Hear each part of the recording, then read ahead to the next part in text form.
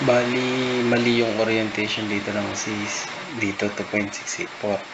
Bali, ang ginawa kasi dito, gusto ko rin rin kay sir.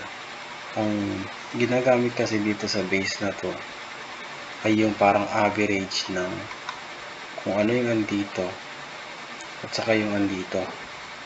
Yung 2.684 hindi siya mismo ito at saka ito.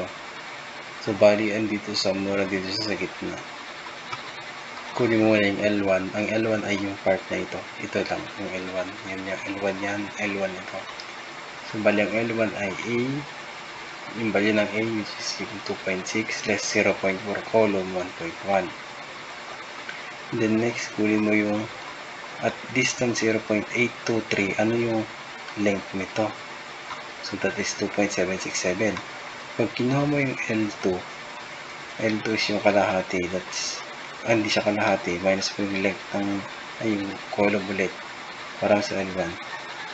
Ito yun, add by 2 kasi dalawa nga 1.184. Then yun yung gagamitin mo para sa length, which is 1.1 plus kuha mo na yan, yung L pala average yan 1.142 plus 1. Tapos pag pinag-add mo lang yan para makuha ito.